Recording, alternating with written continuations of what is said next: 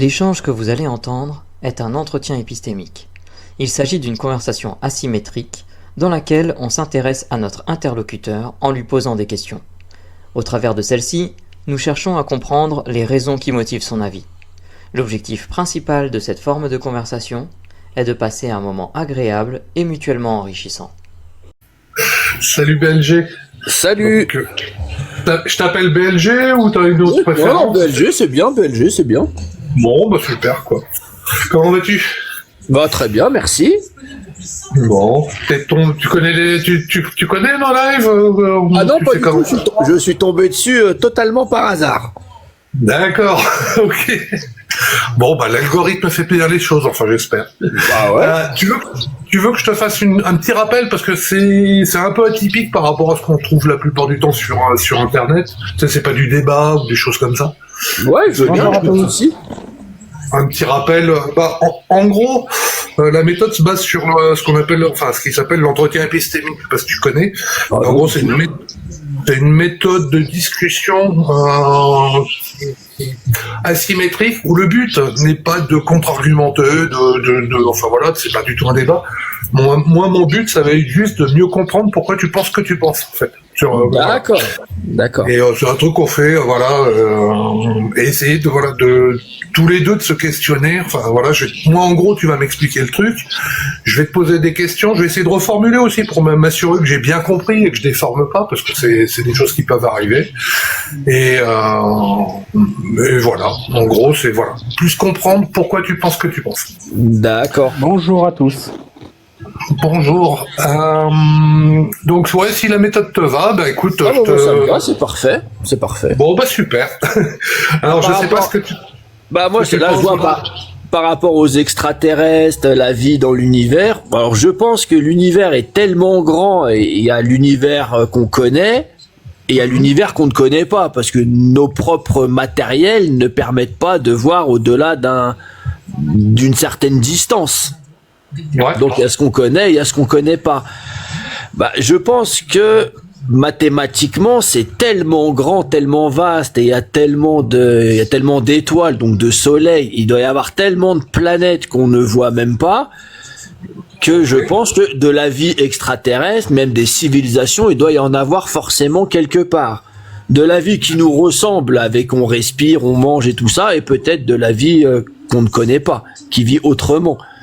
Maintenant, dire qu'il y a des extraterrestres qui sont venus jusqu'à nous, ça j'ai plus de mal à y croire, dans le sens où je me dirais si des extraterrestres devaient venir nous voir, venir sur Terre, il n'y aurait pas 50 000 raisons. Il y aurait soit une question, soit ils sont pacifiques, et dans ce cas-là, ils verraient comment on vit, et finalement qu'on n'est pas forcément bien entre les guerres, les maladies, etc. Ou alors ce serait par hostilité pour récupérer peut-être du matériel, je sais pas comment on dit, récupérer de l'or ou récupérer des marchandises qu'ils auraient besoin, et de par une certaine puissance qu'ils auraient à venir jusqu'ici, ils l'auraient déjà fait. En tous les cas, ils se seraient déjà montrés. C'est ce que je pense. Et s'il y a de la vie, peut-être qu'ils sont pas, ils sont peut-être au même niveau que nous, on va dire. Peut-être s'ils nous ressemblaient quelque peu, on n'a jamais dépassé la Lune. Peut-être que eux aussi, de leur côté, ils ont jamais dépassé leur Lune à eux, peut-être. Tu vois? D'accord. Donc je vais essayer de résumer justement super rapidement. Ce que tu dis, c'est que oui, de la vie dans l'univers, c'est pour toi très probable. Par contre, qu'ils soient venus nous visiter, t'as beaucoup plus de mal, et que globalement, s'ils viennent nous visiter ou s'ils sont venus, ils peuvent être soit pacifistes et tout va bien, on va dire. Ça c'est moi qui vais le dire, ou belliqueux, mais que de toute façon, on serait sans doute déjà au courant. Ce que j'ai bien résumé. Ouais, c'est ça, en gros, c'est ça. Je vois pas l'intérêt de se cacher, en fait. Ok. Et dans l'hypothèse où ils sont venus, où ils sont là, ou n'importe, qu'est-ce qui te réfrénerait, en fait, à penser qu'ils puissent être là? Parce que comme tu disais, t'as des difficultés à y croire. Moi, s'ils devaient être là, même s'ils nous écoutent, en vrai, montrez-vous, les gars, venez. De quoi avez-vous peur, en fait? Pourquoi vous vous montrez pas? Si vous êtes capable de venir jusque-là, c'est que vous avez une technologie qui vous permettrait que nous-mêmes, on puisse pas vous faire de mal, en vrai. Vous serez capable de vous défendre s'il y avait des individus terriens mal intentionnés. Pourquoi vous vous montrez pas? D'accord. Et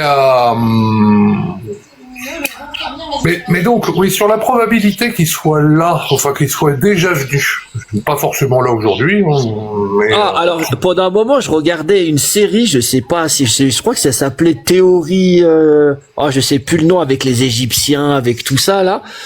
Bah, ça peut être, Alien Theory, ça s'appelait Alien Theory. Bah, c'était crédible dans le sens de l'émission. Maintenant, je pense qu'il faut pas sous-estimer l'espèce humaine. Les Égyptiens, je pense qu'ils ont été capables par eux-mêmes de construire leurs pyramides et tout ça. Faut pas sous-estimer. L'être humain a construit de grandes choses depuis le début. D'accord. Donc, je pense pas qu'ils aient besoin d'une aide extérieure. Voilà, ça serait pour toi, c'est pas les extraterrestres qui ont construit les pyramides. Non, ce sont les Égyptiens. Puis après, dans chaque pays, il y a aussi vers le Mexique, les Incas, tout ça, ils ont construit leurs trucs eux aussi. Et dans chaque grand pays qu'il y avait dans ces époques-là, ont tous bâti des choses qui tiennent encore debout aujourd'hui. Bon, d'accord. Mais oui, parce que c'était, enfin, je te dis, donc. Mais ce que j'ai pas bien compris, en fait, parce que tu disais c'est difficile à croire. En fait, c'est difficile à croire juste parce qu'ils ne se sont pas manifestés. C'est pour ça que tu n'y crois pas, en fait. Non, c'est surtout parce que c'est tellement grand. Tu vois, on va prendre l'échelle que nous on connaît, on compte les distances en années-lumière. D'accord. T'imagines si, je dis une bêtise, même si tu dois mettre 130 années-lumière, c'est-à-dire pendant 130 ans, tu roules à la vitesse de la lumière. Mais t'arrives 130 ans après. Je veux dire, même là, un bébé qui partirait maintenant, il serait mort avant d'être arrivé. Ça fait vraiment loin. Et là, c'est une petite distance. Il y a, je crois, c'est 13 milliards d'années-lumière de l'univers connu. Tu vois? Okay. Et ça, je pense, ça fait sacrément loin quand même. Donc peut-être même s'il y en a des gens des civilisations très perfectionnées, à un moment donné, ça dépasse peut-être mon imagination d'aller plus vite que la musique. Enfin, au bout d'un moment, tu pourras pas aller plus vite tout le temps plus vite. Ok. Et donc, il y a quelque chose qu'on aime bien ici, c'est ce qu'on appelle les échelles. Et l'échelle, ça va être de 0 à 100. Donc 0 étant, non, il est totalement probable que les extraterrestres soient déjà venus, et 100 non, c'est totalement impossible. Puis 50-50, voilà, tu balancerais. Ouais, comme ça, tu te situerais où? Je mettrais 50-50 parce que finalement rien n'est impossible. On a la certitude de rien. Et aussi après il y a des civilisations, je sais que quand on regarde la Terre, quand on voit les planètes, les étoiles qui sont vraiment loin, on les voit telles qu'elles étaient avant que la lumière nous parvienne. Alors je me dis peut-être que à l'envers, il y a peut-être des civilisations qui nous regardent de loin, mais peut-être que eux voient le Moyen-Âge ou peut-être même les dinosaures selon là où ils sont situés, tu vois. Mais tout à l'heure, tu me disais justement que l'univers était grand et que ça te paraissait peu probable. Mais tu restes quand même très prudent, en fait. Il y a 50-50, ils peuvent être là ou pas là. Rien n'est impossible, en vérité. Rien n'est impossible. Non, mais faut tout pas à être fait. sectaire. Mais qu'est-ce qu'il te faudrait, par exemple, pour passer à 55 ou 60%? Qu'est-ce qu'il soit là. Quelque chose comme ça. Que je vois quelque chose de concret, parce que après, là, dernièrement, si on repart, on va pas remonter le temps, mais si on repart, on va dire de Roswell 1947 jusqu'à aujourd'hui, toutes les histoires qu'il y a eu sur les ovnis et tout ça, et notamment, allez, on va partir à partir de l'an 2000, un minimum. On a tous des téléphones qui font des super photos, qui font des super vidéos, et même dans les avions des pilotes et tout ça, on voit toujours des trucs flous. C'est flou. Comme par hasard, c'est toujours flou. Il y a rien, il y en a pas un qui a réussi à capter un truc bien concret, tu vois.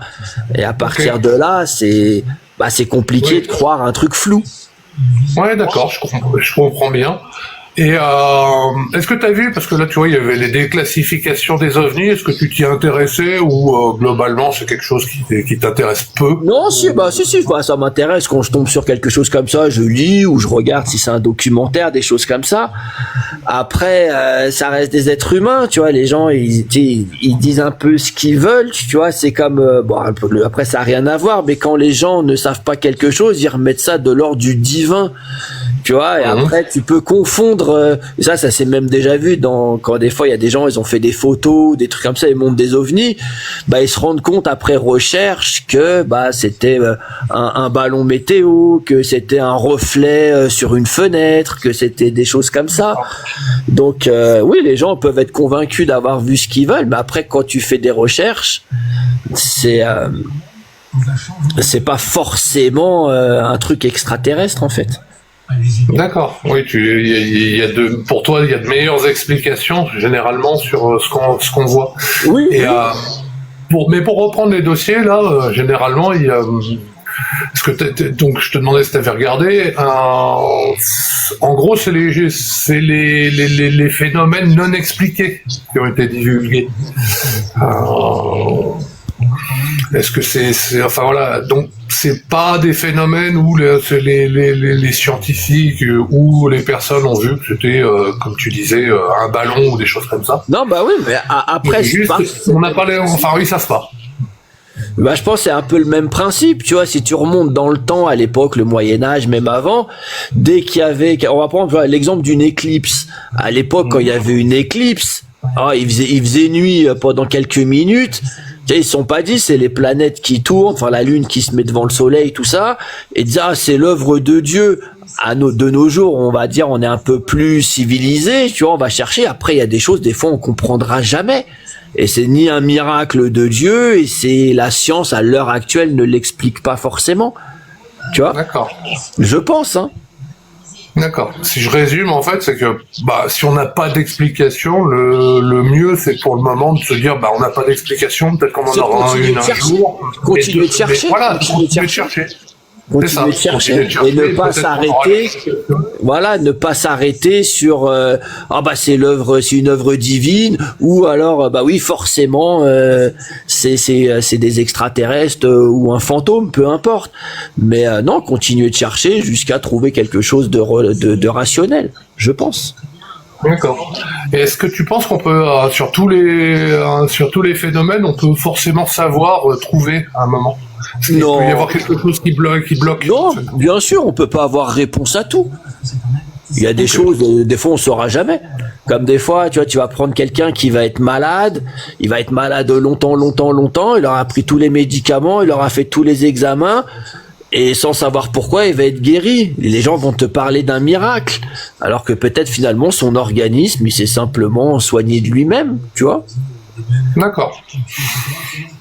Oui, donc en fait, je te remercie parce qu'en fait, ce que je comprends, c'est qu'en fait, tu restes très prudent et plutôt que d'attribuer ça à telle chose ou sans savoir, en fait, voilà, comme tu dis, il faut continuer à chercher. Puis si on sait pas, mais c'est pas pour ça qu'il faut trouver une cause. Oui. Une cause sur quelque chose qu'on ne connaît pas. Ah oui, alors après quand on parle de la vie extraterrestre, quand on parle de la vie ça peut partir d'un microbe, d'une bactérie jusqu'à un être humain, ou un être doué de civilisation.